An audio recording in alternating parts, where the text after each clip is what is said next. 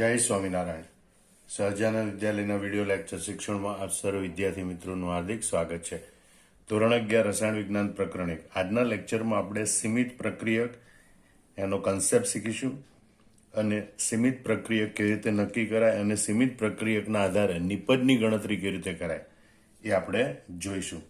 તો સીમિત પ્રક્રિયકનો કન્સેપ્ટ સમજવા માટે એક સાદું ઉદાહરણ લઈએ. માનો કે એક પેન સ્કેલેટોન એટલે કે પેનનું માળખું અને આ પેન કેપ એ બંને ભેગા કરવામાં આવે તો આપણી પાસે એક પેન બને છે. તો આ રીતે એક પેન સ્કેલેટોન, એક કેપ અને એના જોડવાથી આપણને એક પેન મળે. હવે આપણે માનો કે આપણી પાસે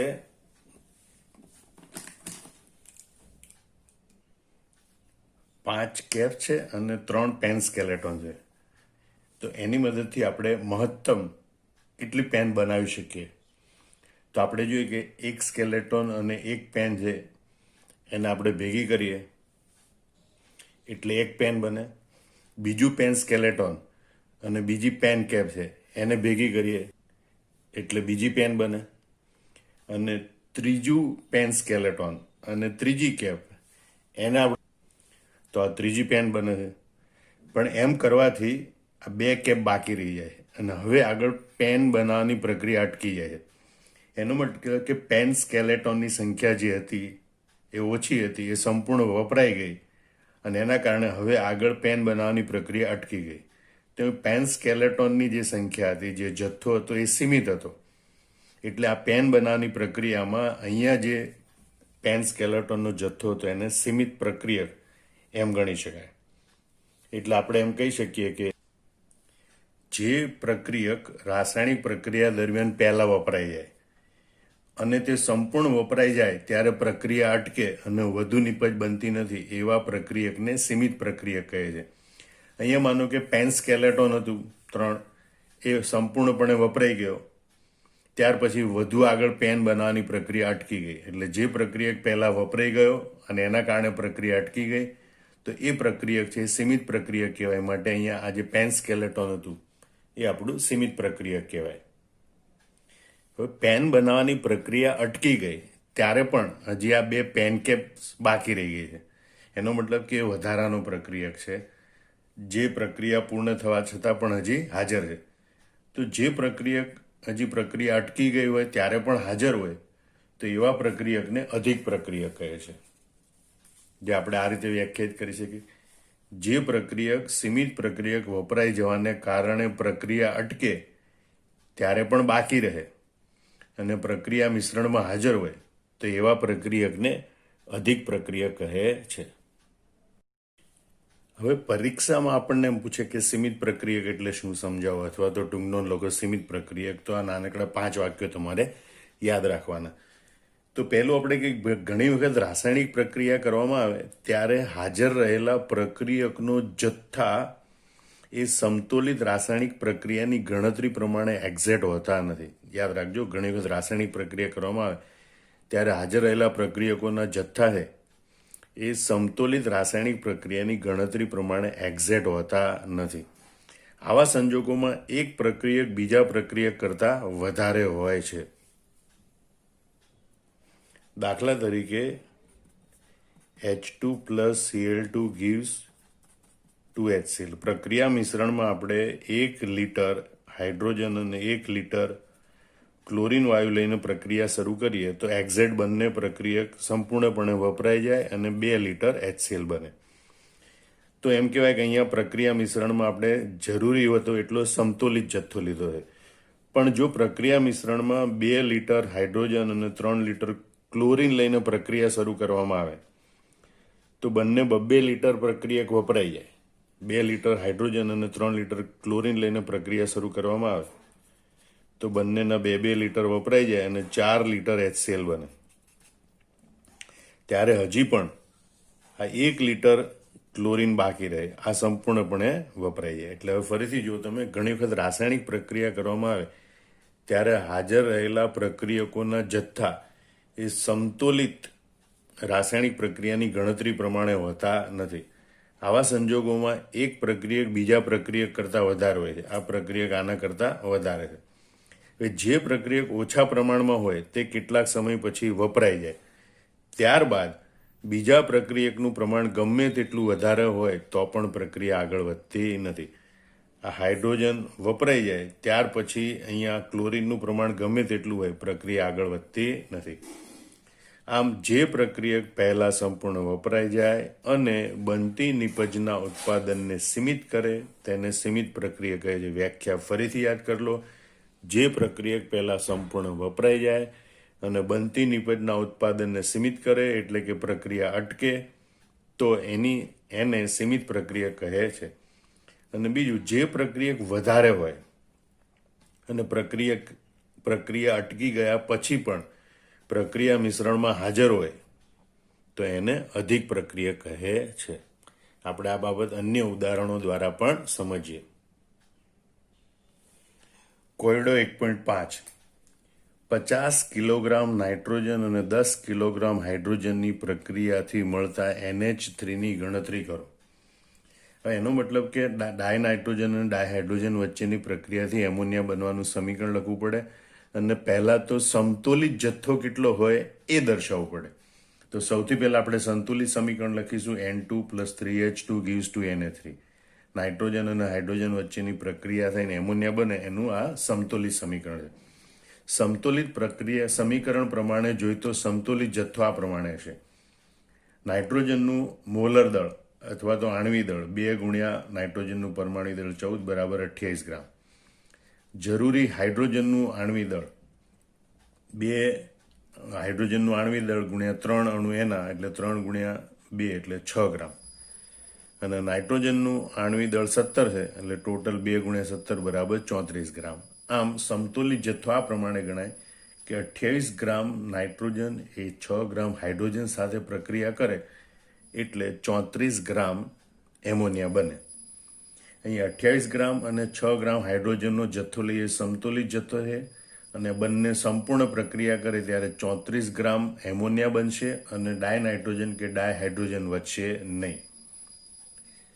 બીજી રીતે કહેવાય, ગ્રામને આપણે અહીંયા કિલોગ્રામમાં આપેલું છે તો આ બધા ગ્રામને 1000 વડે ગુણી નાખીએ તો કિલોગ્રામ બને. એટલે એમ કહેવાય કે 28 કિલોગ્રામ ડાયનાઇટ્રોજન અને 6 કિલોગ્રામ ડાયહાઇડ્રોજન વચ્ચે પ્રક્રિયા થાય તો 34 કિલોગ્રામ એમોનિયા બનશે. હવે આપણે એ નક્કી કરવું છે કે આ આપેલો જથ્થો છે એ સમતોલિત જથ્થો નથી અથવા તો સમતોલિત જથ્થો છે તો એ આપણે કેવી રીતે નક્કી કરી શકાય? તો એના માટે ત્રિરાશિવાળી ગણતરી કરવી પડે. એક પ્રક્રિયકને ધારિત પ્રક્રિયક ગણવાનો, એના આધારે બીજા પ્રક્રિયકની ગણતરી કરવાની અને ગણતરીત પ્રક્રિયક કહેવાનું. દાખલા તરીકે ધારિત પ્રક્રિયક નાઇટ્રોજન છે અને બીજો પ્રક્રિયક ગણતરીત પ્રક્રિયક એ હાઇડ્રોજન છે. તો સમતોલિત સમીકરણ પ્રમાણે જોઈએ તો આપણે કહીએ કે 28 કિલોગ્રામ નાઇટ્રોજન સાથે 6 કિલોગ્રામ હાઇડ્રોજન પ્રક્રિયા કરે એટલે એમોનિયા બને. તો અહીં આપેલો છે પ્રક્રિયા મિશ્રણમાં 50 કિલોગ્રામ. તો 50 કિલોગ્રામ સાથે કેટલો હાઇડ્રોજન પ્રક્રિયા કરે? તો આપણે ત્રિરાશિ ગણતરી કરીએ તો 6 ગુણ્યા 50 ભાગ્યા 28 બરાબર 10.71 કિલોગ્રામ ડાયહાઇડ્રોજન પ્રક્રિયા કરે. મતલબ કે 50 કિલોગ્રામ ડાયનાઇટ્રોજન સાથે પ્રક્રિયા કરવા માટે હાઇડ્રોજનનો જરૂરી જથ્થો 10.71 કિલોગ્રામ છે, પણ પ્રક્રિયા મિશ્રણમાં તો 10 કિલોગ્રામ હાઇડ્રોજન હાજર છે, જે 10.71 કિલોગ્રામ કરતાં ઓછો છે. મતલબ કે આ જથ્થો ઓછો છે, હાઇડ્રોજનનો જથ્થો ગણતરી કરેલા જથ્થા કરતાં ઓછો છે, માટે હાઇડ્રોજન એ સીમિત પ્રક્રિયક છે કારણ કે પહેલાં વપરાઈ જશે. હાઇડ્રોજન એ સીમિત પ્રક્રિયક છે, જ્યારે નાઇટ્રોજન છે એ અધિક પ્રક્રિયક છે. એક પ્રક્રિયક સીમિત હોય ત્યારે બીજો પ્રક્રિયક એ અધિક પ્રક્રિયક હોય છે. આમ જે આપણે ગણતરી કરીએ એ ગણતરી પ્રક્રિયકનો હાજર જથ્થો જો ઓછો હોય તો એ સીમિત પ્રક્રિયક હોય, હાજર જથ્થો જો વધારે હોય તો એ અધિક પ્રક્રિયક હોય, તો બીજો પ્રક્રિયક એ સીમિત પ્રક્રિયક બને. હવે એક વખત સીમિત પ્રક્રિયક નક્કી થઈ જાય પછી આગળની બધી ગણતરીઓ સીમિત પ્રક્રિયકના આધારે કરવાની હોય છે. હવે આપણે એમ જોવાનું કે આ સીમિત પ્રક્રિયકના આધારે એમોનિયા કેટલો બને.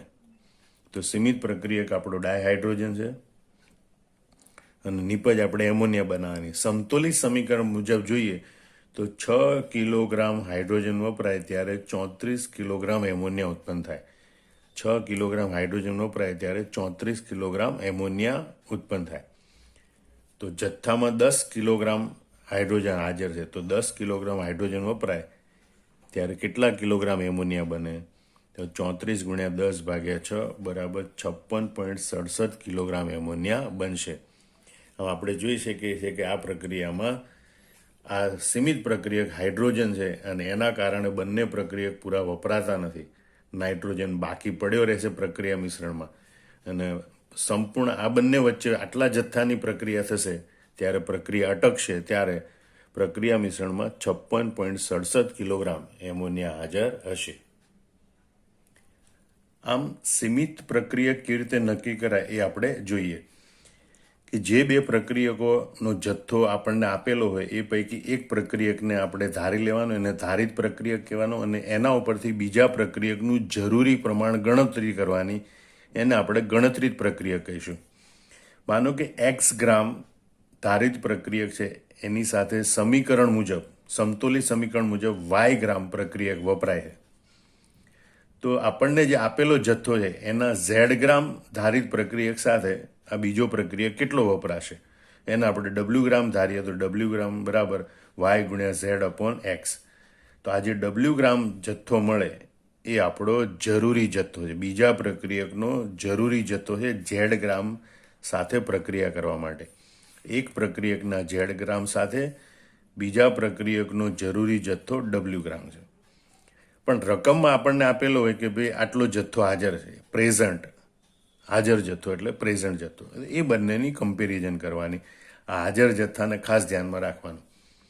જો આ બીજા પ્રક્રિયકનો હાજર જથ્થો એ આપણે ગણતરી કરેલો જરૂરી જથ્થો છે એના કરતાં હાજર જથ્થો ઓછો હોય તો સમજવાનું કે આ બીજો પ્રક્રિયક એ સીમિત પ્રક્રિયક છે અને આ પહેલો પ્રક્રિયક છે એ અધિક પ્રક્રિયક છે. યાદ રાખજો બરોબર. પહેલાં તમારે આવી ગણતરી કરી જરૂરી જથ્થો મેળવવાનો અને હાજર જથ્થા સાથે એની સરખામણી કરવાની. જો હાજર જથ્થો છે એ ઓછો હોય તો આ બીજો પ્રક્રિયક એ સીમિત પ્રક્રિયક છે અને પહેલો પ્રક્રિયક એ અધિક પ્રક્રિયક છે. એનાથી ઉલટું આપણે ગણતરી કરીએ અને સમીકરણમાં અથવા તો રકમમાં હાજર જથ્થો છે એ આ જરૂરી જથ્થો છે એના કરતાં વધારે હોય, એનો મતલબ કે હવે આ પડ્યો રહેશે, તો આ બીજો પ્રક્રિયક છે અધિક પ્રક્રિયક હોય અને આ પહેલો પ્રક્રિયક છે સીમિત પ્રક્રિયક છે. એટલે જો બીજા પ્રક્રિયકનો હાજર જથ્થો એ જરૂરી જથ્થા કરતાં વધુ હોય તો યાદ રાખજો આ બીજો પ્રક્રિયક એ અધિક પ્રક્રિયક અને પ્રથમ પ્રક્રિયક એ સીમિત પ્રક્રિયક. ટૂંકમાં આ બે સરખામણી કરી ત્યારે હાજર જથ્થો ઓછો તો બીજો પ્રક્રિયક એ સીમિત પ્રક્રિયક, હાજર જથ્થો વધારે તો બીજો પ્રક્રિયક એ અધિક પ્રક્રિયક અને પહેલો પ્રક્રિયક એ સીમિત પ્રક્રિયક ગણાશે. અને હવે આગળની બીજી કંઈ પણ ગણતરી હશે એ સીમિત પ્રક્રિયકના આધારે કરવાની રહેશે. 30 ગ્રામ ડાયઓક્સિજન ભરેલા પાત્રમાં 30 ગ્રામ મેગ્નેશિયમનું દહન કરતા કયો પ્રક્રિયક કેટલા ગ્રામ બાકી રહેશે અને કેટલા ગ્રામ MgO બનશે? તો આપણે આનું સમતુલિત સમીકરણ આપ્યું છે તે સૌથી પહેલાં લખીએ.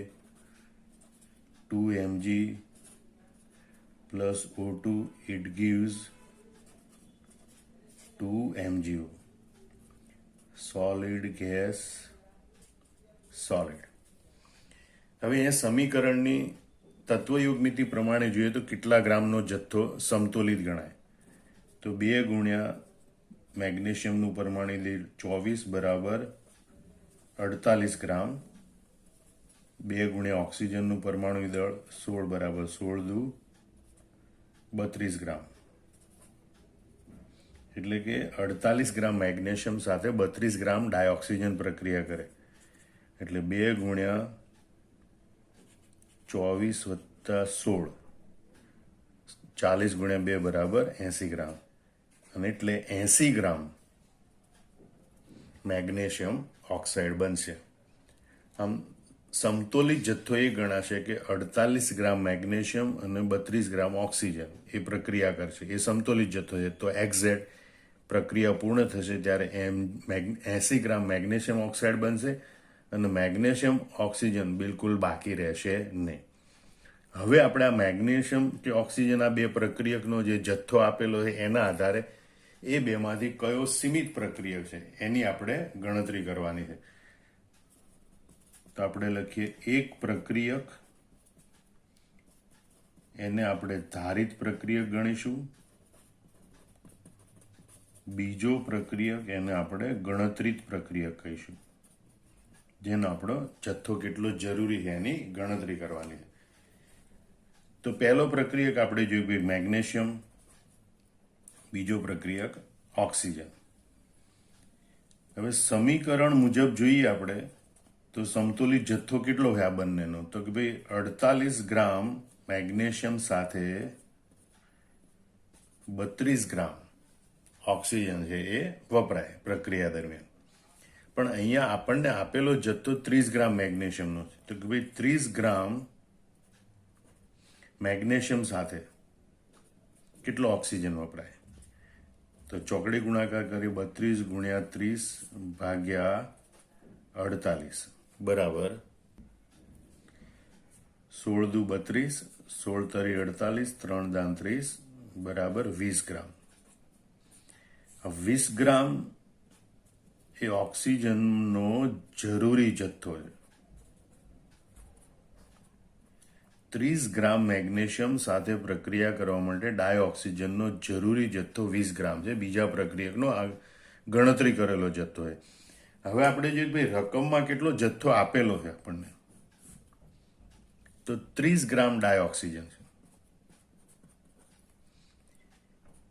એ આપણને આપેલો જથ્થો છે, એટલે કે રકમમાં દર્શાવેલો જથ્થો, જેને આપણે હાજર જથ્થો કહીશું. હવે આ બંનેની કમ્પેરિઝન કરવાની કે ભાઈ આ 30 ગ્રામ એ ઓક્સિજન હાજર છે, હોવો જોઈએ 20 ગ્રામ, એટલે હાજર જથ્થો વધારે છે. જો બીજા પ્રક્રિયકનો હાજર જથ્થો વધારે હોય તો એ અધિક પ્રક્રિયક હોય, અને માટે આપણે કહીએ કે ભાઈ ઓક્સિજનનો હાજર જથ્થો વધુ છે, માટે ઓક્સિજન એ અધિક પ્રક્રિયક છે, અને માટે મેગ્નેશિયમ એ સીમિત પ્રક્રિયક છે. એનો મતલબ કે મેગ્નેશિયમ એ સંપૂર્ણ વપરાઈ જશે. કયો પ્રક્રિયક બાકી રહેશે અને કેટલા ગ્રામ બાકી રહેશે? મેગ્નેશિયમ એ સીમિત પ્રક્રિયક છે, એટલે મેગ્નેશિયમ સંપૂર્ણ વપરાઈ જશે, ડાયઓક્સિજન બાકી રહેશે, કારણ કે એ અધિક પ્રક્રિયક છે. અને આપણે કહેવાય કે ભાઈ બાકી રહેતો O2 બરાબર હાજર O2 માઇનસ વપરાતો O2, એટલે કે શરૂઆતમાં હાજર O2. પ્રક્રિયાની શરૂઆત કરીએ ત્યારે હાજર ઓક્સિજનનું દળ કેટલું હતું? 30 ગ્રામ. એમાંથી કેટલો વપરાઈ ગયો? તો 20 ગ્રામ વપરાઈ જશે. 30 ગ્રામ મેગ્નેશિયમ સાથે 20 ગ્રામ ઓક્સિજન વપરાઈ જાય, બરાબર 10 ગ્રામ ઓક્સિજન છે એ બાકી રહેશે. એટલે આપણને કીધું કેટલા ગ્રામ બાકી રહેશે, તો 10 ગ્રામ ઓક્સિજન બાકી રહેશે. ત્રીજું કીધું કેટલા ગ્રામ મેગ્નેશિયમ ઓક્સાઇડ બનશે, તો ત્રીજી જે ગણતરી છે એ આપણે સીમિત પ્રક્રિયકના આધારે કરવાની હોય. તો આપણે જોઈએ ભાઈ સીમિત પ્રક્રિયક, અને એની સામે લખીએ નિપજ. તો સમીકરણ પ્રમાણે જોઈએ તો સીમિત પ્રક્રિયક મેગ્નેશિયમનું 48 ગ્રામ પ્રમાણ વપરાય ત્યારે નિપજ છે એ 80 ગ્રામ બને. 48 ગ્રામ સીમિત પ્રક્રિયક મેગ્નેશિયમ છે એ વપરાય ત્યારે નિપજ MgO એ 80 ગ્રામ બનશે. તો માટે આપણે જથ્થામાં શરૂઆતના જથ્થામાં 30 ગ્રામ મેગ્નેશિયમ છે, તો 30 ગ્રામ મેગ્નેશિયમ વપરાય ત્યારે કેટલા ગ્રામ નિપજ MgO બનશે? ચોકડી ગુણાકાર કરીએ તો 80 ગુણ્યા 30 ભાગ્યા 48, 16 85, 16 તરી 48, 3 દાન 30 બરાબર 50 ગ્રામ એ મેગ્નેશિયમ ઓક્સાઇડ બનશે. તો આ રીતે આપણે સીમિત પ્રક્રિયક નક્કી કરવાનું, અને સીમિત પ્રક્રિયક હોય એના આધારે આગળની ગણતરીઓ આપણે દર્શાવવાની હોય છે. અન્ય એક ઉદાહરણ જોઈએ. 12.6 ગ્રામ NaHCO3 ને 20 ગ્રામ HCl સાથે પ્રક્રિયા કરતા મળતા CO2નું STPA કદ શોધો. હવે અહીંયા સમતુલિત સમીકરણ આપેલું છે. સમતુલિત સમીકરણ પ્રમાણે આ સમતુલિત જથ્થો છે કે નહીં. જો સમતુલિત જથ્થો હોય તો એક્ઝેક્ટ નિપજ મળે. સમતુલિત જથ્થો ન હોય તો આ બેમાંથી એક પ્રક્રિયક એ સીમિત પ્રક્રિયક હશે, બીજો પ્રક્રિયક એ અધિક પ્રક્રિયક હશે. તો પહેલાં આપણે ગણતરી કરી અને સીમિત પ્રક્રિયક કે અધિક પ્રક્રિયક નક્કી કરવો પડે. એ માટે આપણે સમતુલિત સમીકરણ લખીએ અને એના માટે જરૂરી સમતુલિત જથ્થો લખીએ. તો આપણે જોઈએ કે ભાઈ 84 ગ્રામ સોડિયમ હાઇડ્રોજન કાર્બોનેટ એ 36.5 ગ્રામ HCl સાથે પ્રક્રિયા કરે તો એ બંનેનો સમતુલિત જથ્થો કહેવાય.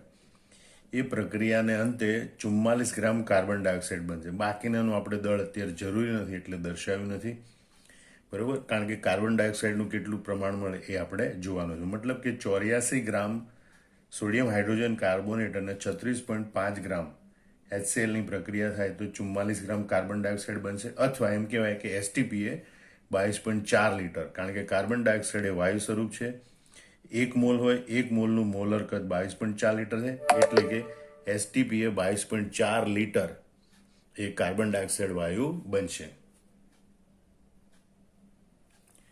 હવે આપણે આ બેમાંથી સીમિત પ્રક્રિયક નક્કી કરવાનો છે. તો પહેલા એક પ્રક્રિયક અને બીજો પ્રક્રિયક ધારી અને આપણે ગણતરી કરીએ.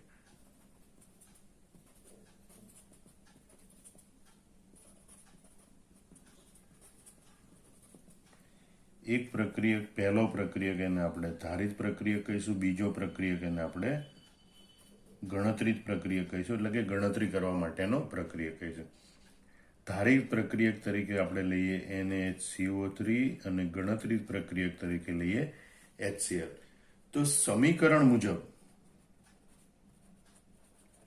એમનો સમતુલિત જથ્થો પહેલા દર્શાવે કે ભાઈ 84 ગ્રામ NaHCO3 એ 36.5 ગ્રામ HCl સાથે પ્રક્રિયા કરે.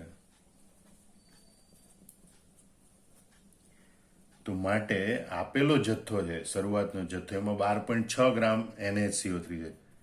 તો 12.6 ગ્રામ NaHCO3 એ કેટલા ગ્રામ HCl સાથે પ્રક્રિયા કરશે?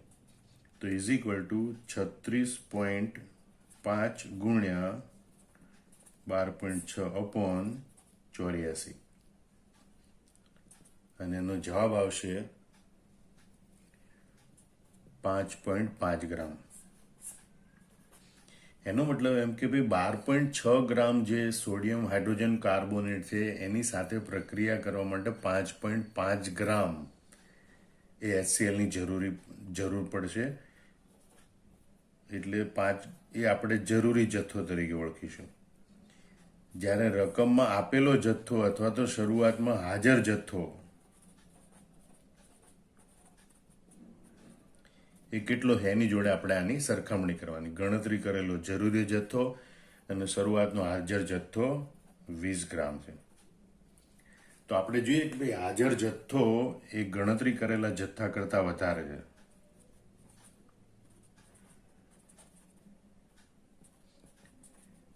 HCl નો હાજર જથ્થો એ ગણતરી કરેલા જથ્થા કરતા વધારે છે. જો હાજર જથ્થો વધારે હોય તો એ અધિક પ્રક્રિયક હોય. આપણે એમ કહે છે કે માટે HCl એ અધિક પ્રક્રિયક છે, જ્યારે NaHCO3 એ સીમિત પ્રક્રિયક છે. હવે જે કંઈ પણ ગણતરી કરવાની થશે એ આ સીમિત પ્રક્રિયકના આધારે ગણતરી કરવાની થશે. તો આપણને કીધું છે કે ભાઈ આ બંનેની પ્રક્રિયા કરીએ તો પ્રક્રિયાને અંતે કાર્બન ડાયોક્સાઇડનું કેટલું કદ મળશે, મતલબ કે નિપજ કાર્બન ડાયોક્સાઇડની ગણતરી કરવાની. તો આપણી પાસે સીમિત પ્રક્રિયક હવે છે NaHCO3 અને નિપજ આપણે મેળવવાની છે કાર્બન ડાયોક્સાઇડ. એની આપણે ગણતરી કરવાની છે. તો પહેલા સમીકરણ મુજબ જોઈએ આપણે કે ભાઈ 84 ગ્રામ NaHCO3 વપરાય ત્યારે 44 ગ્રામ કાર્બન ડાયોક્સાઇડ બને, અથવા તો આપણે કદ શોધવાનું છે તો 22.4 લીટર કાર્બન ડાયોક્સાઇડ બને. તો આપણે કહીએ કે ભાઈ 84 ગ્રામ NaCO3 વપરાય ત્યારે 22.4 લીટર કાર્બન ડાયોક્સાઇડ બને. તો માટે આપેલા જથ્થામાં 12.6 ગ્રામ NaCO3 છે, તો 12.6 ગ્રામ NaCO3 વપરાઈ જાય સંપૂર્ણપણે ત્યારે કેટલા લીટર કાર્બન ડાયોક્સાઇડ બને? તો ઇઝ ઇક્વલ ટુ 22.4 ગુણ્યા 12.6 ભાગ્યા 84 is equal to 3.36 litre A carbon dioxide વાયુ બનશે. તો આ રીતે પહેલા સીમિત પ્રક્રિયક નક્કી કરવાનું અને પછી સીમિત પ્રક્રિયકના આધારે ગણતરી કરી અને નિપજનું પ્રમાણ નક્કી કરવાનું હોય છે. તો સીમિત પ્રક્રિયકની સંકલ્પના પર આધારિત કેટલાક MCQ પણ પૂછાય છે. તો આપણે આજે સીમિત પ્રક્રિયા પર આધારિત એક MCQ જોઈએ કે ભાઈ જો 0.5 મોલ BaCl2 અને 0.2 મોલ Na3PO4 વચ્ચે પ્રક્રિયા કરવામાં આવે તો Ba3PO4 ટ્વાઇસના વધુમાં વધુ કેટલા મોલ બનશે? નિપજનું વધુ મોલ બનવા માટે આમનું સીમિત પ્રમાણ આપણે નક્કી કરવું પડે. તો સૌથી પહેલાં આપણે સંતુલિત સમીકરણ લખીએ અને એના માટેનો જરૂરી જથ્થો અહીં આપણે ગ્રામમાં દર્શાવવાનો નથી, માત્ર મોલની જ જરૂર છે તો મોલમાં જ દર્શાવીશું. આમ સંતુલિત સમીકરણ મુજબ 3 મોલ બેરિયમ ક્લોરાઇડ એ 2 મોલ સોડિયમ ફોસ્ફેટ સાથે પ્રક્રિયા કરે એટલે 1 મોલ બેરિયમ ફોસ્ફેટ અને 6 મોલ સોડિયમ ક્લોરાઇડ બનશે. હવે આ ગણતરી ઉપરથી આપણે સીમિત પ્રક્રિયક નક્કી કરવાનો છે. તો આપણે પહેલા કહીએ એક પ્રક્રિયક, બીજો પ્રક્રિયક. પહેલો પ્રક્રિયક છે આપણે એને ધારિત પ્રક્રિયક ગણીશું, બીજા પ્રક્રિયકને આપણે ગણતરીત પ્રક્રિયક લઈશું અને સમીકરણ મુજબ એનો જથ્થો દર્શાવીશું. આપણે સમીકરણ મુજબ જોઈએ તો પહેલો પ્રક્રિયક માનો કે BaCl2 એ ધારિત પ્રક્રિયક છે અને Na3PO4 એ ગણતરીત પ્રક્રિયક છે. તો સમીકરણ મુજબ જોઈએ તો 3 મોલ BaCl2 એ 2 મોલ Na3PO4 એટલે કે સોડિયમ ફોસ્ફેટ સાથે પ્રક્રિયા કરશે. તો માટે જથ્થો અહીંયા આપણને આપેલો છે BaCl2 નો 0.5 મોલ. તો આપણે ગણી કે ભાઈ 0.5 મોલ BaCl2 સાથે કેટલા મોલ Na3PO4 વપરાશે? તો ઇઝ ઇક્વલ ટુ 2 ગુણ્યા 0.5 ભાગ્યા 3 બરાબર 1/3 એટલે કે 0.33 મોલ એ Na3PO4 એટલે કે બીજા પ્રક્રિયકનો કે ગણતરીત પ્રક્રિયકનો પહેલા પ્રક્રિયક સાથેની પ્રક્રિયા માટેનો જરૂરી જથ્થો છે. પણ આપણને આપેલો જથ્થો એટલે કે હાજર જથ્થો કેટલો છે?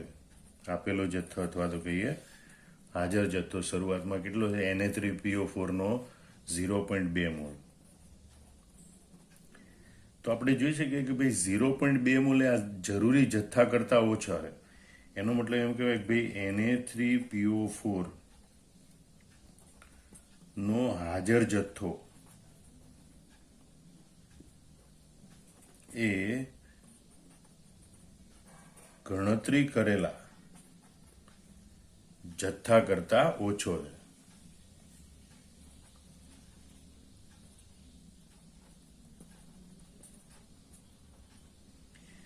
Na3PO4 જો હાજર જથ્થો ઓછો હોય તો એ બીજો પ્રક્રિયક એટલે ગણતરીત પ્રક્રિયક એ સીમિત પ્રક્રિયક બને.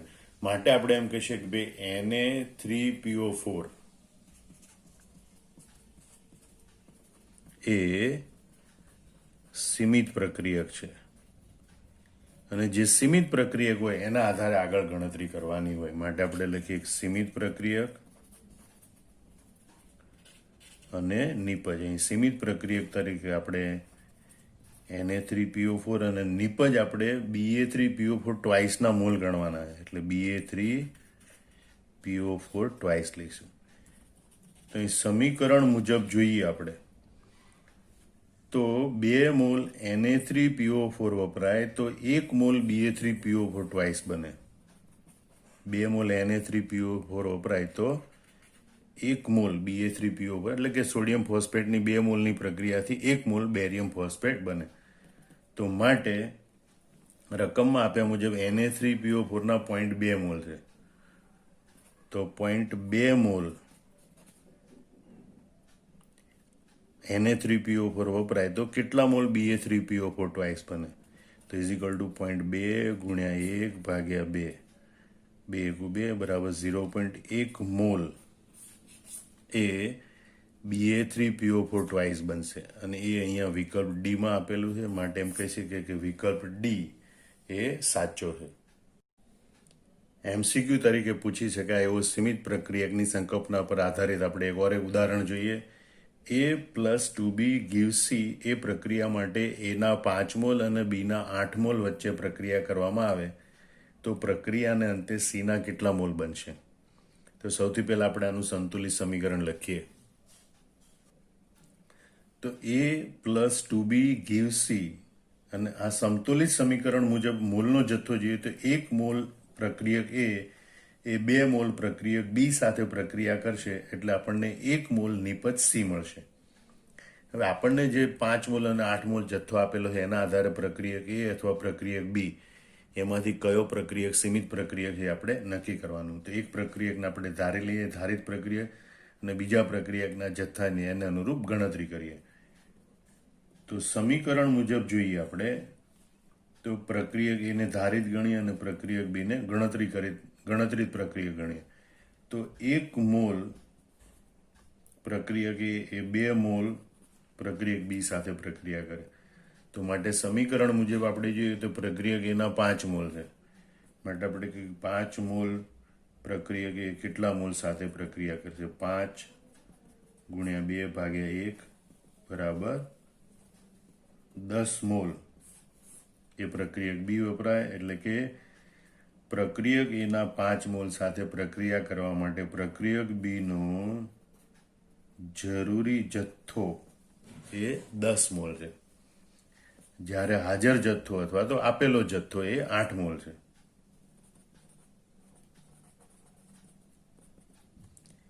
એ 8 મોલ છે. અહીં 8 મોલ હાજર જથ્થો એ જરૂરી જથ્થા કરતા ઓછો છે. એટલે આપણે કહીએ ભાઈ બીનો હાજર જથ્થો એ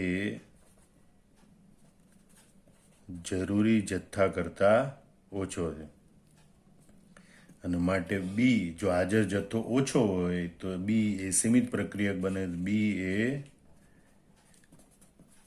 સીમિત પ્રક્રિયક છે.